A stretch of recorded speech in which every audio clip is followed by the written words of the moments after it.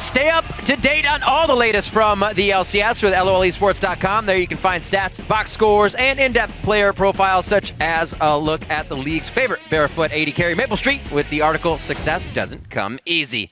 And that's right, it does not come very easy. A lot of these teams here have figured that out, but it is time for our next match with two teams that have fight very strong all season long. It's Cloud9 versus Team SoloMid, and TSM have already locked up first place, as we know, and the #1 seed for the spring playoffs, which has got to feel pretty good. But we heard Santorin in his interview yesterday, and he said it is important for us to beat Cloud9. Yeah, and it's crazy how it feels like Cloud9 has had this bad year, yet they're 11-6 and still have a chance at a playoff bye. Like, these are the only teams to have won the NA LCS split as well. So it's been a matchup to watch since Cloud9 joined the league in the 2013 summer split. Yep. Now, TSM want to remind themselves that they can beat Cloud9 again and again, because historically, Cloud9's actually dominated this matchup, as you can see, 9-4 in regular season play and 8-3 in the playoffs, Riv. That's right. The teams are battling here for pride and bragging rights, chat. But more for Cloud9, it's definitely more than that. They're 3-2 in the last 5 games and have struggled all split to find consistency. Not like them. Absolutely, and there are definitely playoff implications for Cloud9 here. If they win, they still have a chance of securing Cloud9 bye.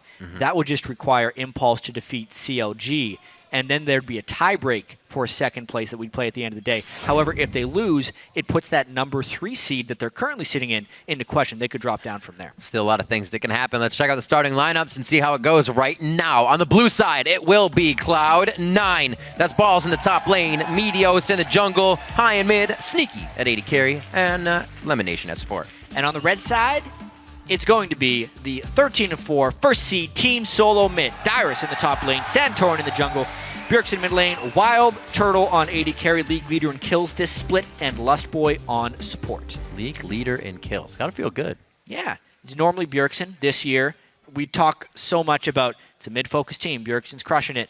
Wild Turtle's having a career-defining split for him. And he's still been able to go a little bit crazy. We see him flashing forward, Valking forward, or rocket jumping forward.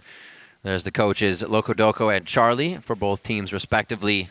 Been doing good things for the teams as of late. Locodoco obviously very happy with the results that his team has been producing. Not so much, however, as of yesterday. Yeah, it's crazy to think, or even consider, how far ahead of the rest of North America Team SoloMid might be. Because we get to see them talk about how they're using the NA LCS a lot for practice, to try things that aren't necessarily their best strategy, so that they can go to international events like IM Katowice and win there. The fact that they've been trying strategies and doing things they're uncomfortable with in the North American LCS, and they've clinched the #1 seed with a game to go, just shows how good TSM has been. Yeah, definitely a very strong split for them. A lot less turmoil on social media than we've seen in previous splits. Maybe some more outspoken points from the players, Dyrus recently and things like that, but things that can easily be fixed up as opposed to recent troubles. Now into picks and bans here for Cloud9 versus Team SoloMid. Will TSM be able to keep a bit of a win streak going here? This will make it #3. So Cloud9 forced to ban away the Lulu. Team Solo has been running that so much for Dyrus. I agree with the Nidalee ban from Cloud9 as well, only because Santorin has been crushing people with Nidalee when he's gotten the chance. Yesterday was insane. Play it. Those spears. Yeah. 5-0-8 yesterday. Play all around. So Shazwani gets taken out as well. Some pretty high-tier junglers getting banned out. Let me see a Rek'Sai coming in this game. Interesting. Cloud9 banned Zed from themselves. Yeah, I was just as baffled as you. That's the mind game people were talking about. And part of the reason that Bjergsen showed his Urgot yesterday was to hopefully draw a Zed ban from Cloud9, because if High doesn't play Urgot, and Urgot is a counter matchup to Zed, then Bjergsen can just play Zed because Cloud9's afraid to pick it. Therefore, they don't want to let Bjergsen play Zed. They ban their own Zed from High. One of his best champions. The mind games are real. They seem to be calculated from both sides here. As Cloud9 ends with that one. And Morgana is the last one for Team SoloMid here to stop anything from Lemonation. See what they decide. Yep. We have seen a Zingy towards the Zac quite a few times. Maokai's a good pickup for Cloud9 to start with, and just getting a nice safe tank. I feel like there's nothing more reliable than Cloud9 will first pick Maokai if it is up. That is a true fact of the world. They've played so much Maokai. 4 balls this split. They just love the teleport flank initiations too much, and it's a calling card of Cloud9. When they can find the team fights they want to find, they generally win. And you usually get a strong lane out of balls. He's never behind or just consistent, so he's always going to be able to offer something to the fight. Rek'Sai, there is the Rek'Sai with the Nidalee and Sejuani bans out as we were looking for, but Graves picked up here for Wild Turtle. Yeah. Interesting, so soon as well. Yeah, I think they're just trying to be non-committal with their picks here. Right. They also don't want Sneaky to pick it if I had to guess. The Rek'Sai is interesting. There are 2 jungle bans targeted. Rek'Sai has not been doing well recently in the Juggernaut, no, sorry, the Cinder Hulk meta here. No yawning. Okay, maybe one. Everyone at home is now going to yawn within the next 15 seconds. I'm sorry. Well, Santarin likes to be pretty physical, so maybe he'll get out and about quite soon. Nautilus, again, what else would it be? This will be play number 4 in a row for Lemon Nation coming out. Oh, yeah. I feel like Nautilus may be the strongest support in the game right now in a competitive sense. His CC and level 6 laning is so good. 3 picks in a row for Lemon Nation on that. Hi, back to Lissandra. And look at the crowd control they've already built into this team. Yep. They can do strictly damage if they want from the jungle and AD carry. Probably something like Vi and Lucian if I had to guess their last 2 picks, but we shall see.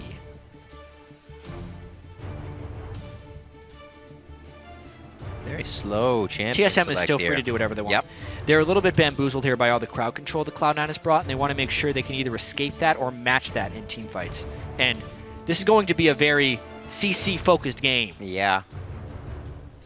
Maybe that Cho'Gath. Do it? All right, so they're going to lock in the Kennen and the Cho'Gath. A bit of a tank, at least one now for Team SoloMid to the Maokai Nautilus coming in. Remember, Nautilus won't be huge because that's going to be Eliminations on support, but still. Probably. They can still flex that if they want. It's just what we would expect. Alessandra's a good pickup for High. He's seen some good results on that, but does not get to play it very often. Yeah. Sneaky Elimination now to round out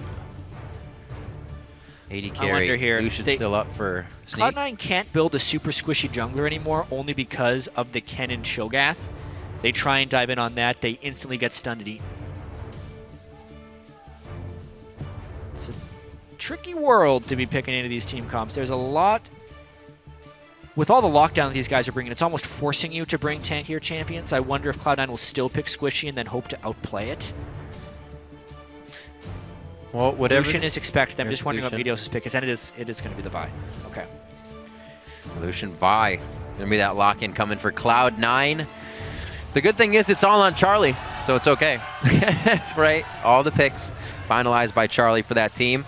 We'll see what Lustboy decides to lock in here. He can still go Lulu, guys. Lulu's open. Why would he not? Oh, Lulu's banned. You're right. I literally looked right at it and was like, yeah, it's gonna be Lulu. They're not even chanting Soraka for this one. They're chanting do it. Janna, Morgana.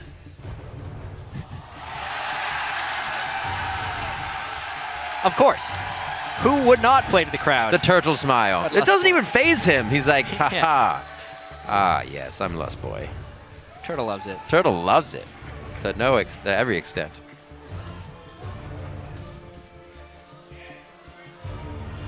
Back to Bard. Only 10 seconds to go here. Such an emotional roller coaster. More CC. More CC. Why not? Tanks and crowd control. Ooh, the boo. These teams are getting ready to fight. I'm ready for it. Cloud9, we know them to be a very big fighting team. I feel like Team SoloMid's a little bit more calculated in that adjustment. Seriously, these... And how to figure out the fights. But it looks like teams are going hard. In from both sides this time. Oh my god. The matchup here. There are 8 champions that have strong crowd control in this game. That is incredible. Lissandra, Maokai, and Nautilus, if you're just looking at the Cloud9 side, are 3 of the highest crowd control for the role you can pick in the game. Yeah. Vi as well, as far as single target lockdown, is huge. And you go over on TSM, And it's kind of similar, just not quite as much. This is going to be a very explosive team fight phase. Well, I think it's safe to say if one person gets caught, they are going to die this game. There's really nothing else to save you in terms of that Lulu ultimate or extra stats to come in. Well. No, Lemon, you can't have that. Just make Loco stand there. Sure, man. Number 1 versus number 3 right now in the NA LCS standing. So definitely going to be a good match, especially from what we just saw. Yeah, the matchup going back in history, it's been dominated by Cloud9. Yep. But as of late, it looks like TSM has the upper hand. We'll see as the players head into the game. Head over to Twitter and start voting with hashtag C9win or hashtag TSMwin to @LOL Esports. We'll be counting your votes throughout the match as we head into this one. I'm sure TSM's glad they're not seeing high on Teemo in the mid lane. Always a bit of a nightmare that they live with in this matchup. Yeah, big chance coming into this one. And honestly, Riv, I need to be watching this Dyrus game because he's been getting camped so much in the early game. It's just how will he be able to farm? Will TSM help him out? Those are all things I'm looking to see here. Will he play League of Legends today? Balls also shared his thoughts on why his counterpart receives so much early game attention. I definitely think that Dyrus gets camped because of the way TSM plays. Like, they put a lot of power in their mid and bot side, and Dyrus plays really aggressive top, so whenever he dies, he doesn't lose that much for the team. Like, he's just a sacrifice. He still gets farm while dying, and they just need him to become big later still. I love that point by Balls as well about Dyrus being very aggressive despite not getting help. It often leads to Dyrus' death, but it keeps his gold per minute up, and it keeps his CS up, which overall increases the pressure TSM has on the map, because think of it in the larger picture. TSM wants their mid laner and AD carry to do well, and they consistently gank for that lane. So the way you would want to counter that as a team is to move your own jungler there and try and counter gank. But if Dyrus is constantly putting himself in positions to get ganked, and it almost forces the other jungler to gank Dyrus, which means that TSM has 4v3 advantages on other parts of the map almost permanently in games where Dyrus is getting killed. It's a really hard strategy to play against because you want to punish Dyrus, but you also want to counter TSM strategy, and you can't do both at once. It's the mind games. It seems like Dyrus doesn't like it, but he knows what he's doing. They're like, just keep playing aggressive. They'll want to focus you, and we're good to go. Nobody's figured it out yet. We'll see what happens here coming into this. Lost Boy getting his roam on. He's got his moving sandals. So close. Looks like he's just going to get a little bit of vision out of that. The ping goes down. He knows they're going to be representing top lane. Elimination and Sneaky. So we get another matched up game. Ooh. Very interesting. Cloud9 has a pretty big edge in this lane, actually. Wild Turtle was sitting there to freeze while Cloud9 was getting the Gromp. No early jungle camp taken by TSM, and only 3 minions lost in the lane, meaning Cloud9 hits level 2 substantially earlier. And we all know about Lucian and his level 2 power spike. There it is already. 5-2 in CS, which means they haven't even gotten the majority of that first wave in. It's going to be tough stuff here for TSM, and I think they will have to adjust this. They're going to take a jungle camp now. Why not just take one later? Because they're going to have to wait for the minion wave to hit the turret anyway. That's actually not that bad. I mean, they get themselves out of lane. You're not in danger of getting level 2'd here. It may take a little bit longer, and you have to play safe and chug the pots for now, but still frozen up. Looks like they'll be able to get the siege wave in. See how Bjergsen does now with high, being able to spit out Qs a little bit more than Urgot was. Yeah. He's not having his fun. Silence is still a really hard thing for Lissandra to deal with. It's hard for most champions to deal with, honestly, not being able to cast spells for 2.5 seconds. Yeah. Especially when you haven't played with it for a while. And we heard this in the past, actually, from Aframu when we asked him why he picked Blitzcrank. And he says there's actually not many champions that have silences anymore. Caston lost his, LeBlanc lost hers. Yet, there's still a 2.5 second AoE silence on Cho'Gath, the best silence in the game. Imagine if you actually just played Blitz and Cho'Gath. That person that gets pulled, they can't speak for days. That's pain. Yeah. Silent pain. Not too much action in this coming from the junglers just yet.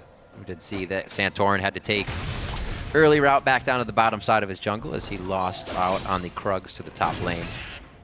But we have seen Wild Turtle and Lust Boy staying safe. Eyes now on Dyrus and Balls. Looks like it's going to stay safe here as well. The lane matchups usually make things slower in the early game, but I think Cloud9 can really get an advantage here. Usually they pull out of the laning phase pretty strong. Yeah, and no lane swap here. We'll factor into this. Balls has historically beaten Dyrus in 1v1 matchups. Right. Dyrus used to give, and that was in Cloud9 glory days, right? When Meteos could just gank that lane over and over. But TSM has been playing a whole split of knowing how to get the other guys rolling.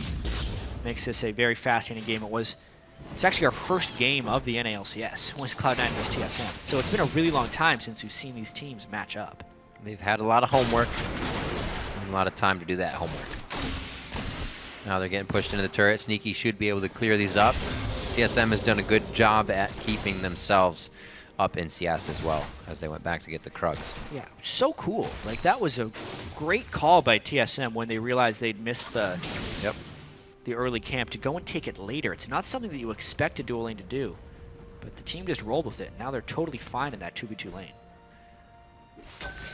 Just a ward coming out high, almost actually seeing Santorin on that timing, but he does not get anything. Looks like he's timing the Krugs camp in the top lane. He takes that, and he may just hover up there as Meteos also on the top side of the map here. Yeah, Meteos, the entire jungle clear. He is wanting to power farm as much as possible, just waiting on the respawn of that Grom. He is power farming on Vi, trying to hit level 6 as quickly as possible. It's really what we've been seeing him do. He did it on Nidalee too, even though easier, but loves his farm. Meteos has been trying to be as gold efficient as possible in the jungle. Santorin trying to get a gank. Zooms right in, the tunnel goes in, Lemonation, big tank. Can he go down here? No, he does not, and Sneaky stays in the front of the fight to trade back a good bit of damage. Yeah, that was a nice chain there by TSM. Leona into the Rek'Sai knockup. C9 had to blow a lot. Yeah, 3 summoners burned for just the ignite of TSM. If they were to do a return gank and then flash to get the crowd control to begin with, even if Cloud9 is playing safe, there's a chance they get that return kill. It'll be a question of whether they can sacrifice that gank time for the farming that Meteos is getting. Yeah, well, it allows him to do even more on TSM's side of the jungle now. Seeing Santorin top, he says, your Gromp is mine, and he might even go deeper here. See if he gets the tunnel as well. Full jungle right here from Meteos. Looks like he did actually take that tunnel out, so giving himself up in vision, but he knows he has enough time to get out. Good counter jungling there. Yeah, it is. By Meteos. Smooth Level 6 moving. already. The same time as his solo lanes. On Vi. He could either go for a gank early on here or just try and solo an objective. Let's see if Dyrus, he would need Dyrus to E aggressively here. Yes. I think. Or he might just go straight for it. Oh, There's nice chain! one. That's going to be the, oh, man! I was going to say it's tough because 6 is up, but that front end damage, goodbye. Woo!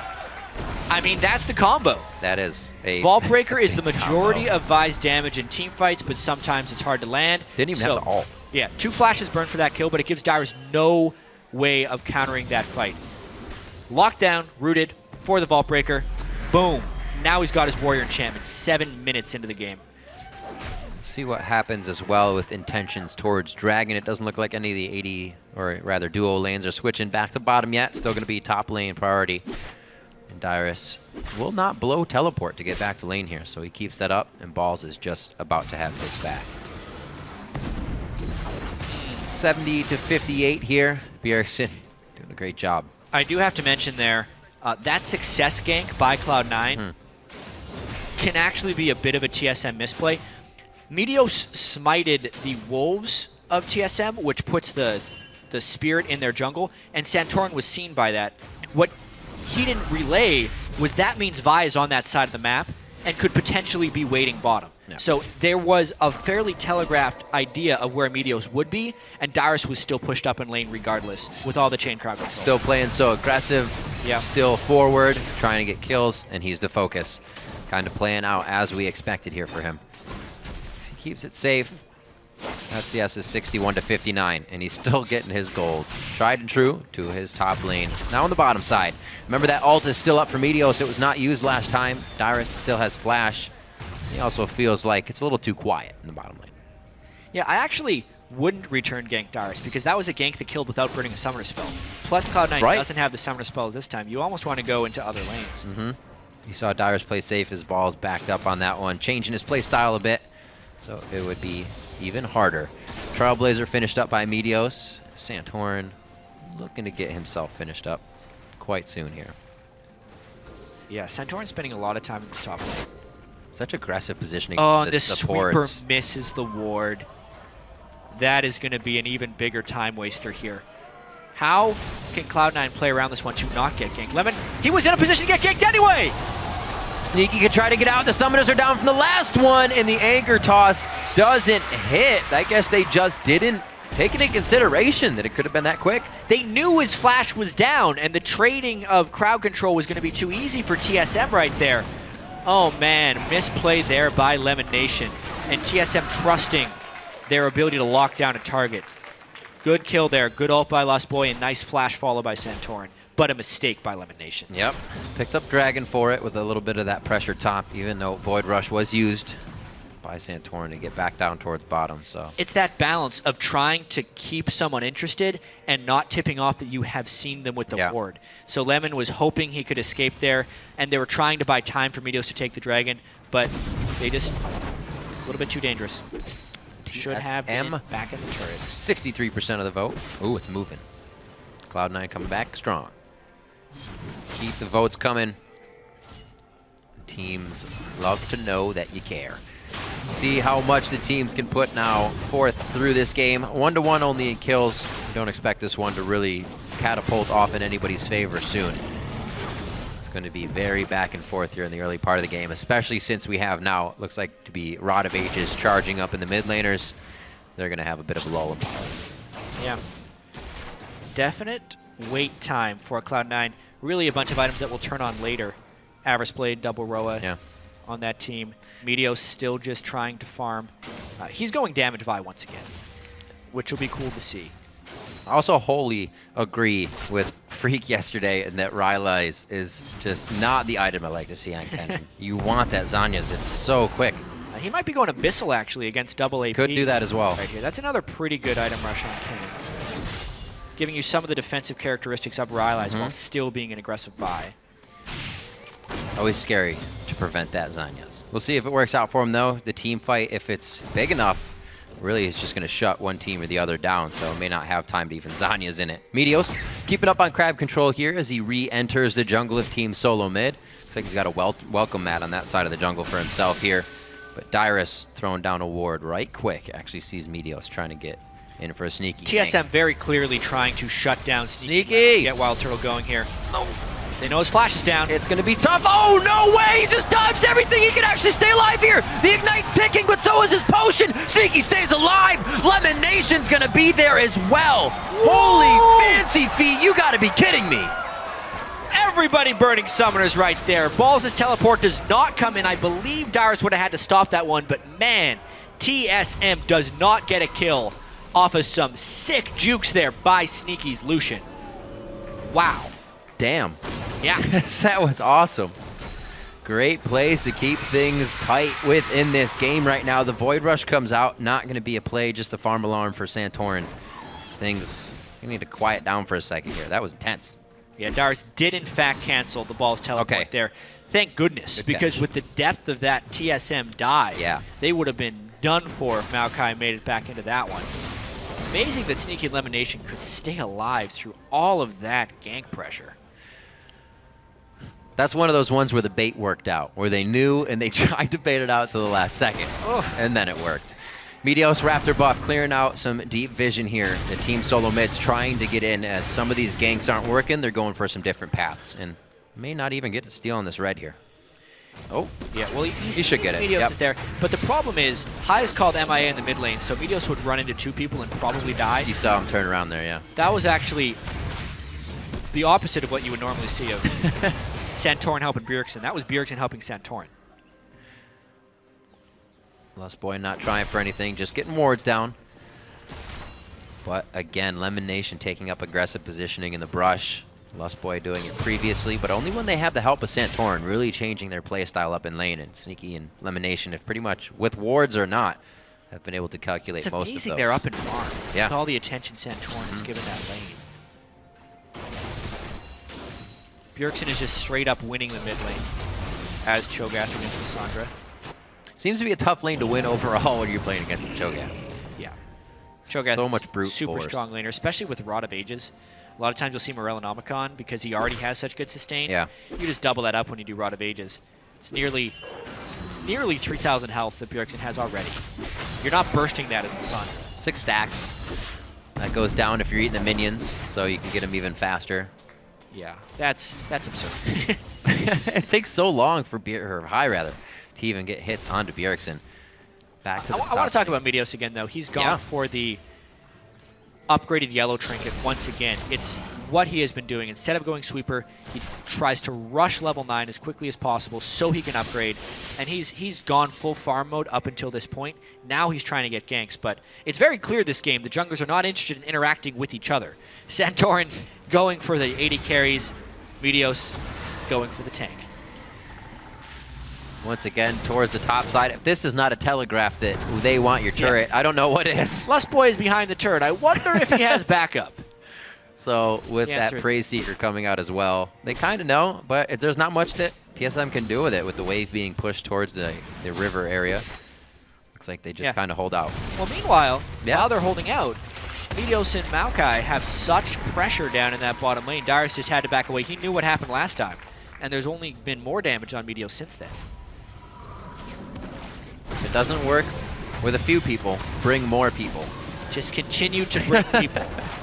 They had enough pressure on that side of the jungle that Sneaky Elimination, no, they can't approach the turret. Yeah, Wild Turtle's finally able to get that with an entire cavalry just below him. Honestly, the same play on both sides, but because Cloud9 initiated earlier, they might get the mid lane turret offense as well. TSM brought too many people. Therefore, they were missing them in the mid lane. Too many cooks. Too many cooks, chat. Far too many cooks.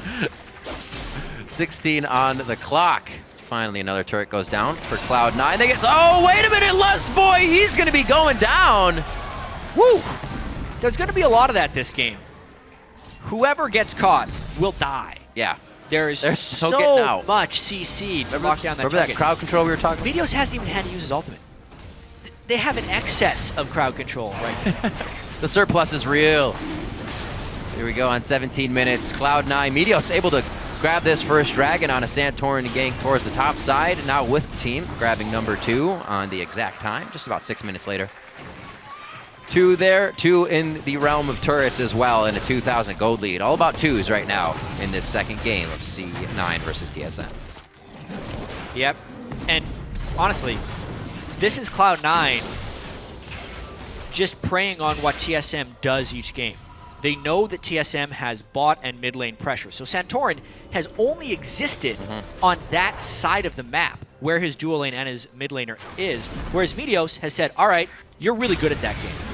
So he is actually going to be the one to camp Darius. And instead of killing Darius over and over again, he's just tried to be as efficient as possible on that side of the map, farming his jungle, farming Santorin's jungle, and taking the dragons plus the turret pressure. And because of that, Cloud9 has been able to pull ahead. They are more efficiently playing the focus one lane game. And since they knew they were never going to run into TSM on that side, since TSM's strategy of being on that one side of the map is so telegraphed, they could kind of take a few risks. Meteos didn't have to buy wards to get that setup going. He could just freely go into that side of the map. And there you go, 2,000 gold lead. He also, again, is going full damage. Gonna go for that Hex Drinker next, it looks like, with the help of Balls, taking the Aegis onto himself for that magic resistance they're gonna be needing for Bjergsen and both Darius. Actually, quite a bit of AP coming from that team. So that will help in their situational building. We all know that Meteos loves to just go for full damage. Bjergsen, Balls in the bottom lane, back and forth on that turret. I don't think they're going to be doing too much damage to each other, or the turret for that matter, as top gets taken down by Cloud9. They are really starting to move their map control far up into the side of TSM, but this is where it gets tough. TSM would need some push pressure right now. Normally that would be Bjergsen on Zed, but Cho'Gath, while he can be unmovable in lane, is bad at moving lanes. So his turret killing is very suboptimal, whereas Lucian, one of the best turret killers in the game. Yep, getting those double shots out, making sure. Oh, what a nice depth charge immediately onto Dyrus. He couldn't even reach Sneaky. Maybe if he's Anya's, he would have stayed in place, but that's not a chance. 4 turrets to 1 here for Cloud9, really winning the pressure game here against TSM. And the actual turret pushes that TSM have are few and far between. They need the team fights, but they're getting beaten in the push game. See what happens. Bottom lane needs to be pushed up. It's something Team SoloMid could probably get and get a little bit of gold to the team. That top turret is the only thing they've been able to find going down. And Cloud9, as they move the turrets up, they move the wards up immediately. Everything's working out nicely. Yeah, look at all the wards Cloud9 has now. Especially if they upgrade another yellow trinket. They will just continue to come back. I'm a big fan of what Cloud9 is doing right here. And I talked a little bit with the other casters about how this could be happening more and more in League of Legends because it has its own strengths and weaknesses. So if you go double yellow trinket and pink wards, you get a cheaper form of vision control and vision denial. You get so many wards. Every 60 seconds, I believe, you get another ward with that greater stealth totem, which is basically like having a sight on all those guys, but for 250 gold. If you think about the total number of wards you get out during the game. But you don't get the sweeper, therefore you buy more pink wards. If you look at the other side, what TSM usually does, double sightstone plus multiple sweepers. Yeah. It is a more complete form of vision denial because you can also buy pink wards on top of that, but it's substantially more expensive. They had to invest in the sightstones, they have to invest in the green wards since they don't have any green ward droppers, and they have to invest in the pink wards. So basically, if Cloud9 is using their bodies to push back TSM, and they're okay with walking through a few wards, but more concerned with being spotted, or sorry, they're more concerned about spotting TSM. It's the vastly gold-efficient version of vision control, and it's something that Cloud9 does that many teams do not, is the upgraded yellow trinket.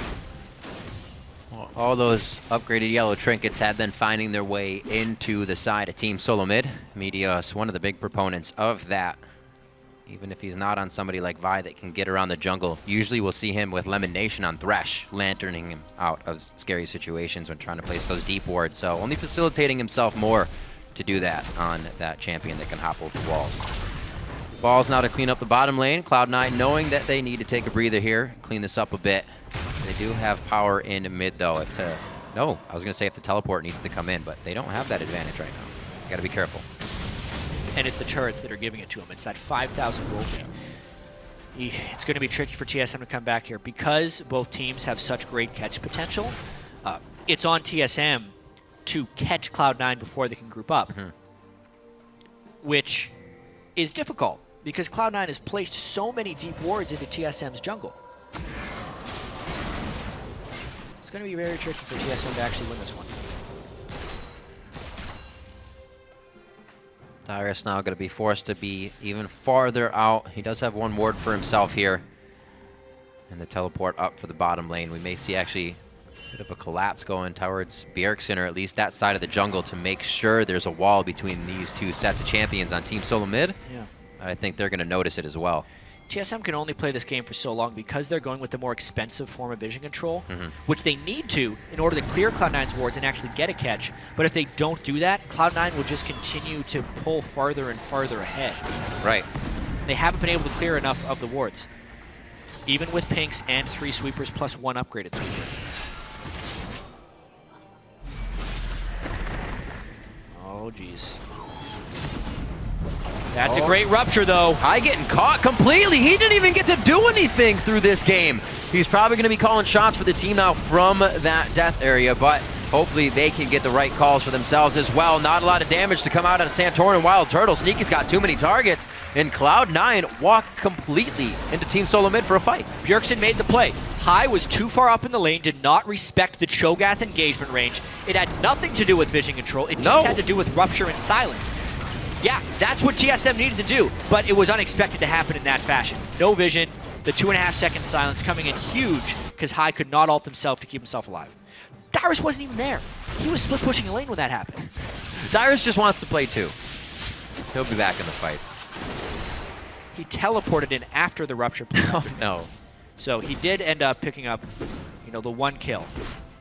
Well, this really helps. This is going to be an even bigger spike now if they're able to drop the outer turrets. More gold coming in from the fight. And look, he's not a small champion. You can see him coming. I mean, it was a great rupture by Bjergsen. Wow. It was. High was like, oh, I'll dodge this and claw out. He's thinking to himself.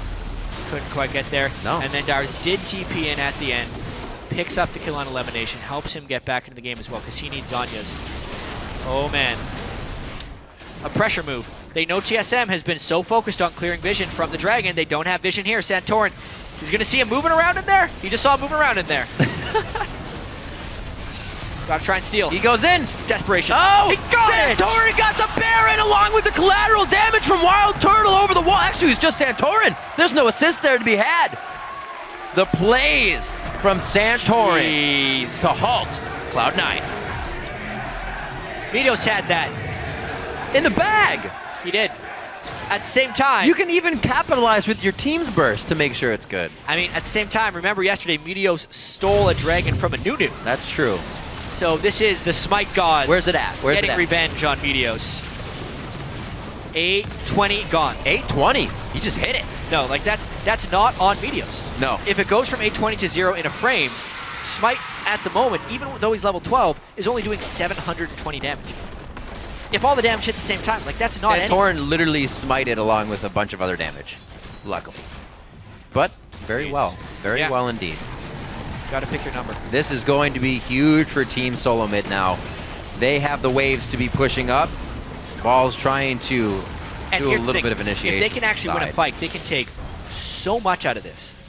They're even in gold. They were down 5,000 gold, Rib. It doesn't take very much when you know what to do. Back. They took the Baron. All started with that one Rupture, but honestly, Santorin getting the Smite. The Smite Gods taking vengeance on Meteos for his steal yesterday on a Nunu, which should not happen.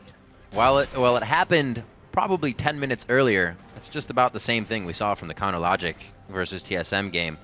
One big fight to swing the game back from Team SoloMid when they were down. Something they can always find. Dyrus, yeah, that always feels good. You know, it feels good. Wave clear. He's going to be hitting his Zanya's Hourglass power spike shortly. Bjergsen is sitting at a huge amount of CDR right now. There's that Hourglass. 32.5%. Here's Morellonomicon in his Glacial Shroud, plus 316 AP on Cho'Gath. So Cho'Gath becoming very big. Phantom Dancer completed by Wild Turtle. They're hitting those item power spikes that they were nowhere close to. So now if they actually get a full team fight that doesn't even start with a catch, they'd have a chance, which really diminishes Cloud9's ability to bully and get deep wards. Safe enough to have Wild Turtle push his top lane quite far out. No wards even towards this top side of the map. Really relying on all the wards in mid right now to see where Cloud9 is from Team SoloMid. What a change in the game. You can see some lone wards that Cloud9 placed just dying out at TSM's red. That was just their area a few minutes ago. Total momentum swing. Everything off of Bjergsen's Rupture onto high in the mid lane. It gave TSM the confidence to make those plays. Then Cloud9 tried to get the Baron, which was honestly not that bad of a call. The call was not stopping Baron when Santorin had spotted him. They should have focused him down first. But now, the pressure from TSM and the threat of the initiation, if one of those Ruptures lands, there's a chance they follow that up. Oh, Lemon. Oh, buddy. A little tank on tank. Not going to have much of initiation out of that one. The poke from Dyrus hit pretty good. Not getting too much from anybody else. Some Prey Seekers from Santorin. Not really going to chunk anybody down, though. Here's the damage onto the turret as Cloud9 tried to contest immediately, and it looks like they will. Any bit of fight they can get, they're going to take it. There's so much anticipation. There's so many spells that could start a fight. I'm just ready for it to happen right away. Normally, it's just the one Lysandre Claw. So you're like, all right. Oh, here it is. But now it's Lysandre Claw. It's a Maokai Sapling. It's Vi charging a Vault Breaker. It's Nautilus landing a hook. It's a Rupture. It's Leona. It's everything that can start these fights. And speaking of team fights, this is another game that Cloud9, 3 in a row now, where they've had an early game lead. Yep. And it falls away in the mid game. I asked them about this yesterday. I asked Lemon Nation in the interview post game, why does this keep happening? And he said it's mainly due to their team fighting. Cloud9's team fighting is just not as good as it has been in past years. It used to be if Cloud9 had that early game lead, the game was over because they were the best at team fighting. But that's died off here. TSM appears to be the best at team fighting in the North American LCS, and it's showing here. It's different to see that kind of change, especially from a team that is winning all the time. But you'll hear from teams that when you're winning all the time, if you do start losing, sometimes that's the hardest point to come back in, because it's really hard to find where that problem lies. Communication is usually in the fights from high. There's the flash from Meteos. That would have been another catch from Bjergsen's Rupture. They try to get in the side here. Sneaky is way out of position. He's got to be very careful, but he is offering Bjergsen a lot more in the trade back. Dyrus has the Zanyas, uses it with a bit of focus there from Cloud9, so they have to calculate in where they want to go next. He goes down. Lemonation's in with Meteos, but he can't offer too much. Balls tanking up the back 4 in the line. Wild Turtle to the backside, though. Now on to high. That's going to be a double kill. Turtle's going huge as he puts on the shell here with the help of Santorin. Tries to get the true get and quick draw away from the fight, and it will be enough. That's the triple. Looking for the quadra. He gets taken down finally. There's just too much tank to be had. And it looks like Balls will try to chase down Santorin. He'll have the speed shrine buff. The tunnel over the wall, and the fight is over with just Santorin standing. Those are the kind of team fights we want to see when both these teams bring so much initiation. Two Titans clashing against each other, and that was two good team fighting teams battling. Cloud9 has been struggling in the past. That was a good team fight there by Cloud9. From Sneaky's positioning to the flank that Cloud9 threw in behind, from the very start of it even. That was scary at first. Bjergsen is the one who starts this fight. By being in that spot, it's go time. Dyrus tries to zone out the squishy targets from Cloud9. He takes High and Sneaky out of the fight, but Sneaky cannot fall at the very start. And now, it's tank line versus tank line. There's too much going on in this fight to describe exactly the good choices being made, but from an AD carry perspective, Wild Turtle remains safe from the flank, which is why Balls had pulled to one side of the fight. He then remains on the backsides at the end of the fight. Understands his damage, he switches targets as soon as something killable comes into the fight, and he maximizes the value in that team fight. Even though he goes down, he maximized that team fight. Both AD carries fed now, both teams still close, and both teams ready to fight again. TP onto the tunnel of Santorin, and Dyrus will not be able to get himself in. His flash is down, so a bit of initiation there. Looks like Zanya's, or at least his Zanya, is up, and all the other actives are ready for the next fight. I am loving this game right now. 8-6, 500 gold separates these two teams. TSM is still clawing back into this one. Cloud9's found a little bit more ground now. They're back out on the map after being pushed into their own turrets here, but neither team giving up and has a very good chance to still take this game on either side. And I think the last fight. Oh no! After all that, you have to be kidding. That's what starts off the next fight, and TSM, they can't contest this. They may be able to contest the Baron, but it is just the Cloud9 wouldn't go. The key to these fights will be AD carry lockdown, and they fight Wild Turtle. Is it enough chase, though? The anchor toss hits him. What a throw from Lemon Nation. Dyrus is in, but everybody says, we have to leave you out to dry. TSM leaves him. Santorin and Bjergsen now running back. Maybe they can get some ruptures over the wall. Maybe Santorin with another Godsteal here. It's going to have to be something. Cloud9 learned their lesson last fight. Kill Wild Turtle. There are so many things that can click on him and kill him, and they use them this fight. Nautilus Assault at the start when they were killing Lustboy, Viol next, and then they just kept clicking on him. So they finished him off pretty easily. No Baron Steal this time. Santorin instead tries to trade for the Dragon. He will be able to do that. Cloud9, I'd say, is back in control. Little wishy-washy. Some things not meant to happen, but they have pulled it back into their favor. TSM is playing one hell of a game of defense here, and this is really the only thing that's causing this game to go either way is big mistakes. The Baron was up. Lustboy should have been closer to Bjergsen. Then when they jumped on him, they could have landed and comboed into a Rupture. And then here, TSM really overstaying. Wild Turtle doesn't respect the buy. Absolutely. Max range Vault Breaker into an ult just to close enough, and the perfect anchor toss there from Lemon Nation seals the deal. Dyrus tried to protect, but they needed to turn tail and run away. Ends up just giving them another kill. See where they decide to go. We won't get much split pushing out of this game with the death balls running around here. So right up the middle, may the train go here from Cloud9.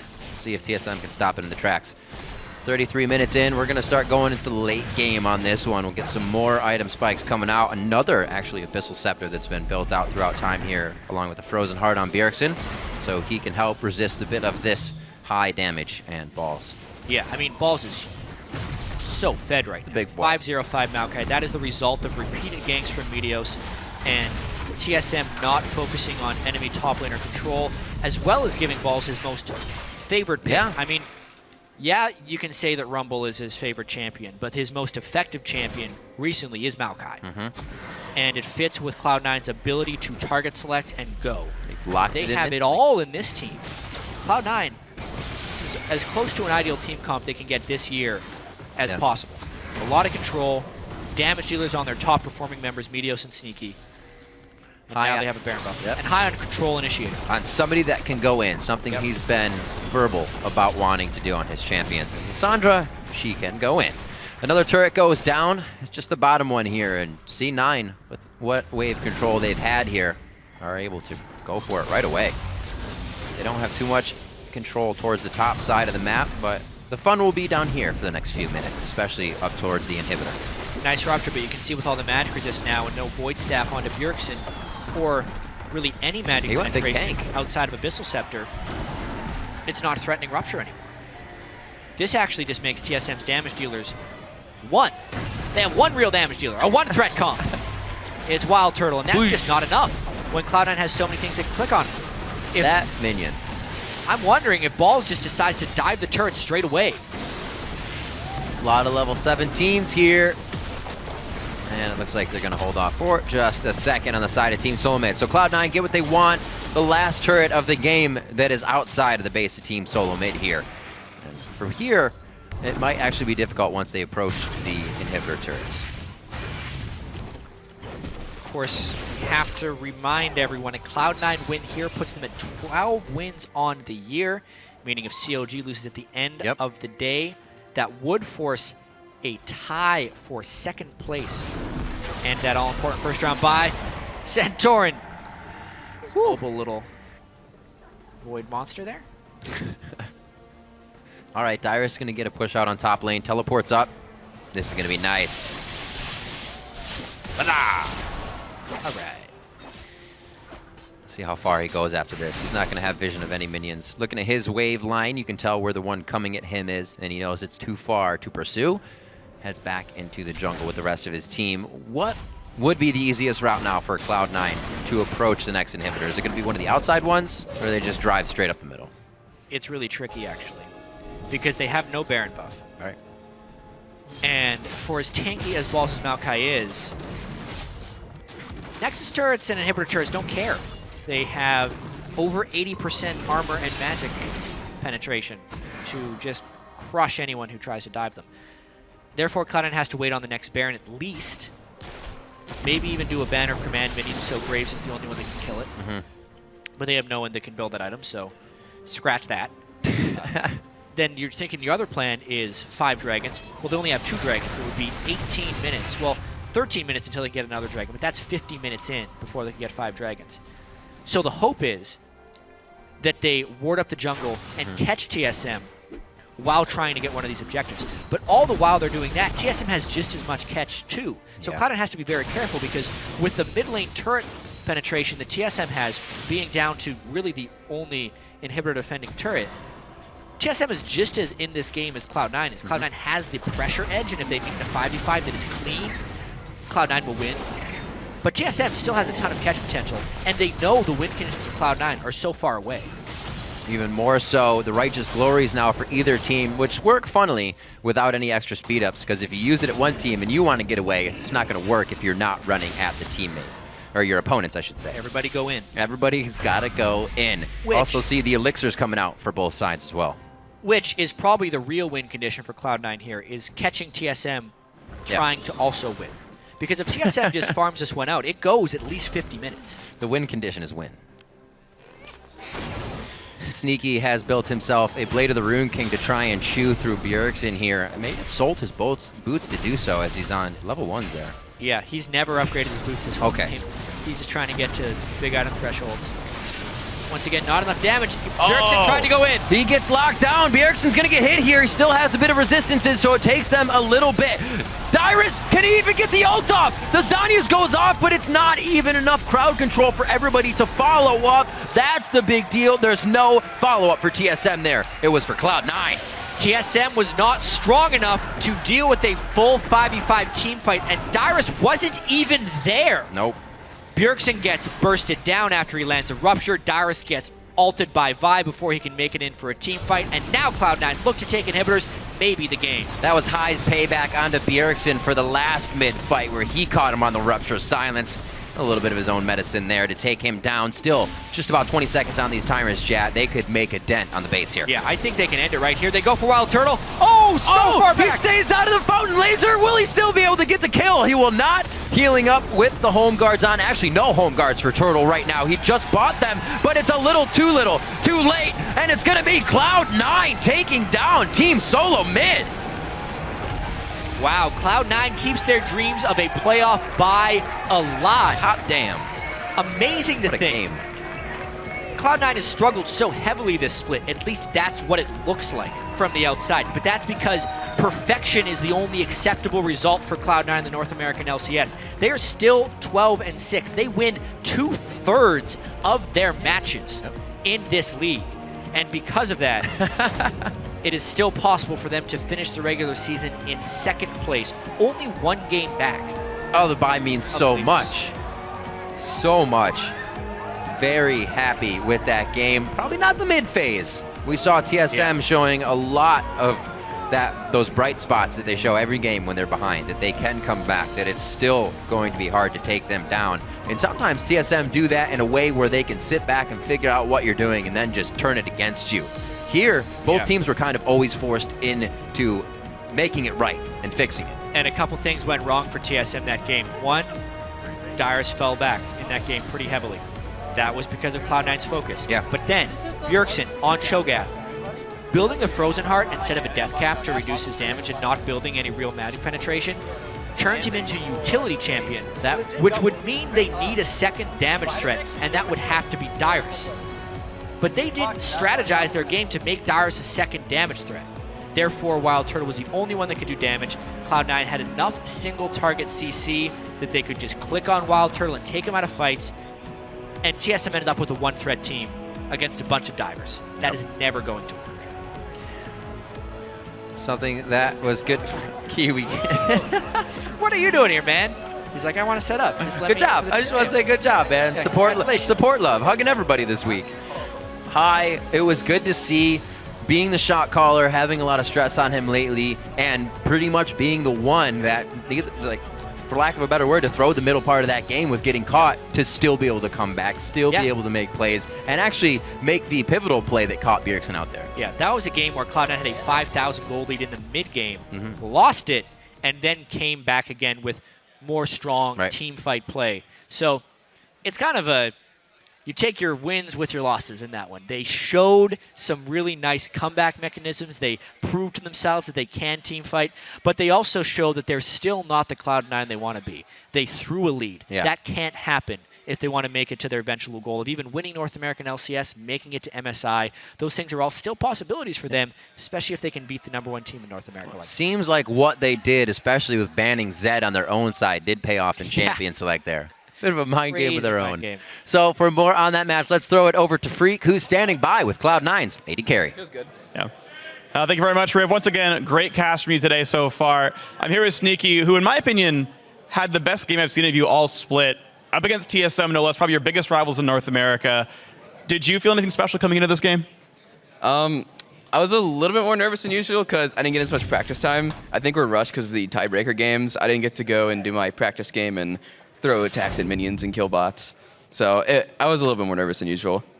And it seems like, even though you were nervous in this game, they threw everything but the kitchen sink at you, like 17 million ganks top lane, like flashing away from a Cho'Gath. Like, how did you manage to like kind of stay up in a game where you're one of the primary targets from the enemy team? Well, even though we were getting a lot of focus stop, I had Avarice Blade, which means that every time we're farming against their bot lane, we were winning out, and he didn't have it. So I got my last Whisper when he finished his PD. So I had a pretty big item advantage. I don't know, we just have to make sure that we're not dying to all the ganks. I think Lemon died to one. Yeah, Lemon died once to all of the ganks, which is really good for how much pressure they're putting on us. So we played it pretty well. So Lemon's a feeder, got it. I appreciate that one. So coming into this one now, you're 12-6 end of the season. If Impulse beats CLG, you have a tiebreaker for a bye into the playoffs for #2 seed at the end of the regular season. How do you feel, one, about the Impulse CLG match, and then if Impulse wins, you versus CLG at the end of the day? I I think it could go either way. Impulse has pulled out some interesting strats with, I guess, Karthus was one of their main ones that destroyed me in Liquid. So maybe they'll whip out something new like that against CLG and win the game, and that'll hopefully help us win ours. How do you feel about CLG then? You fighting them maybe? Well, we scrimmed them a good amount this week. I don't know. I keep looking at the mid champion pools, and it's so weird right now. There's Corki mid, there's Urgot, there's Cho'Gath. I don't even know what to think anymore. Like, this game has totally changed. Yeah, it's been a whole bunch of fun kind of watching you guys adapt to the game as the patches come in. So final question for you. You guys have had kind of a rocky start to the season. You seem to look really good at the end here. You beat CLG and TSM in the back half, two of your biggest rivals. How do you feel like C9 is playing heading into the playoffs? Well, our practice is definitely improving. Although we did have a bad showing at IEM, I'd say we just had a bad week. It came from the bad week of practice, and then we went on a big plane, got really bad practice there. I don't know, but we're recovering pretty well. It's pretty hard because we had to go through a lot of rough patches, trying to figure out what was wrong with the team, what we could do to improve. I know we improved a lot in our scrims, just making sure they're better, making sure that we're fully looking at replays to understand what we're doing wrong and what we can do better. So I think we're doing pretty well. You think you solved those problems? Not fully, but we're getting there. All right, well, Sneaky, congratulations on the win. Thank you very much for your time. I'm going to send it to you guys at the NLSS to talk about the game some more. Thank you, Freak. And Sneaky's actually the first person I want to talk about because he went off in that game. So it was very clear the two strategies from the two teams in the opening. Meteos was camping Dyrus, as usual, versus TSM, and Santorin trying to keep down Sneaky. There's a reason that we say every single split, Sneaky is this consistent performer for Cloud9. He's the backbone of this team. We saw it here. They threw everything at Sneaky. And the dodges, he barely got out so many times. They took all of that pressure. And as he said, he did it all with an Avarice Blade, staying even in CS. It was actually ridiculous to watch. Yeah, and then on the flip side of that, the pressure wasn't sticking there. He was diffusing it, and then they were applying it to Dyrus on the bottom side, and that was sticking. They killed him, they got the turret, and that was the lead that perpetuated Cloud9 into the mid game and gave them that 5K gold lead. That was really, really well played because that's all Sneaky at that point. Right, so let's talk about that lead that they secured because, as you mentioned, both teams decided to throw pressure on the opposite sides of the map. We had TSM pressuring the top side, which was the bottom lanes,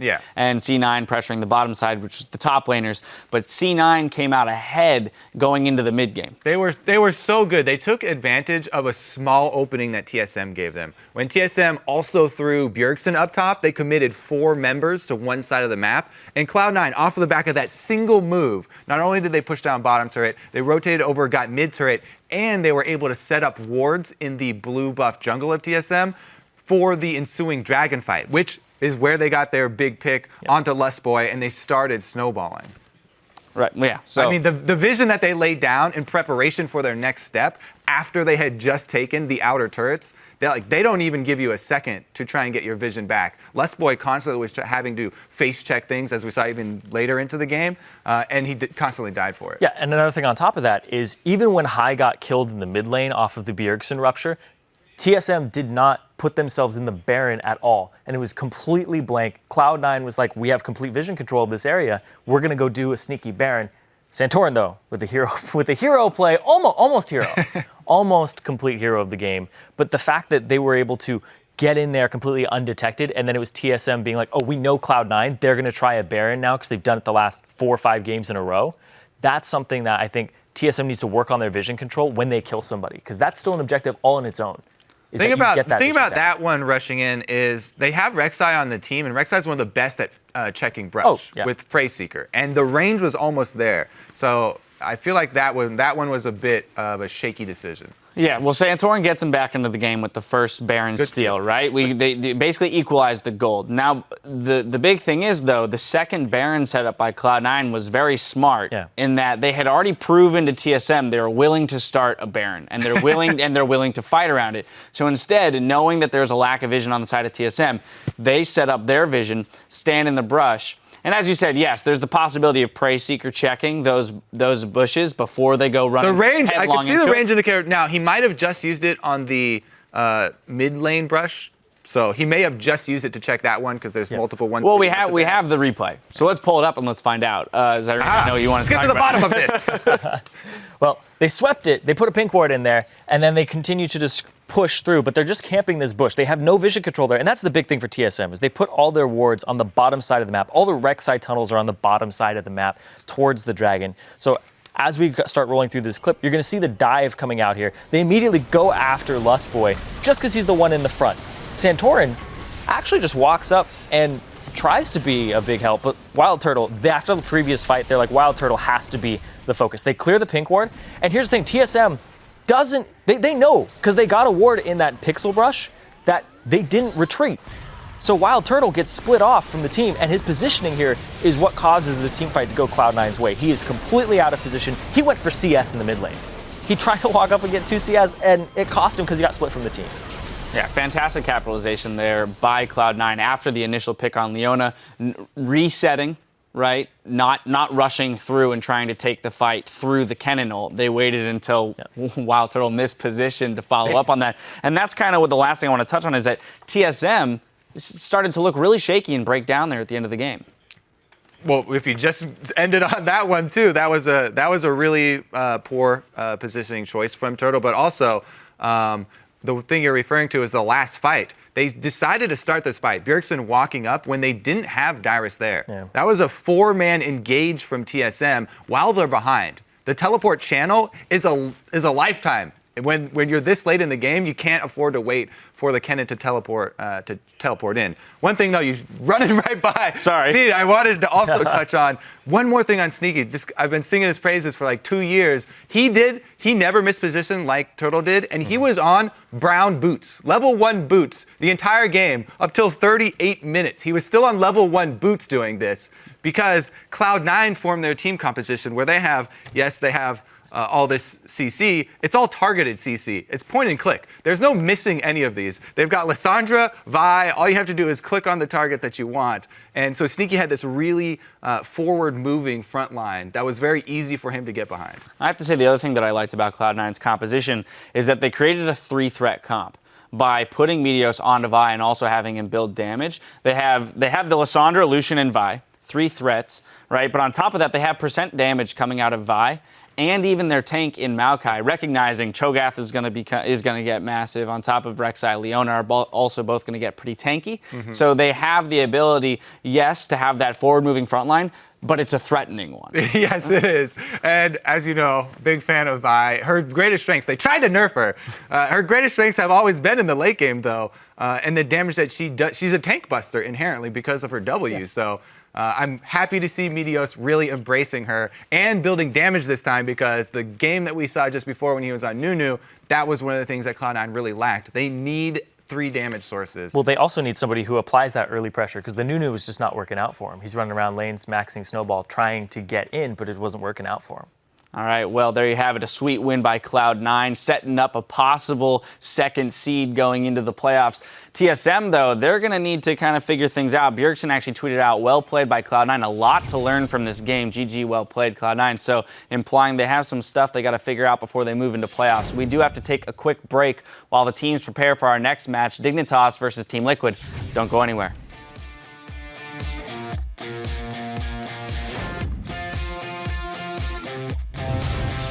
His mechanics are out of this world. He did not really shoot you. That's what No, he didn't. You know, Def can't consistently dodge the Lucian Q. Ooh, Def is your god. Wow. Oh, no way! He just dodged everything! He can actually stay alive here! The Ignite's ticking, but so is his potion! Sneaky stays alive! I'm coming. We look for the steal. I get all at the same time. I get all at the same time. I got it. Nice. I flashed so they come into us. Just run. Sick job.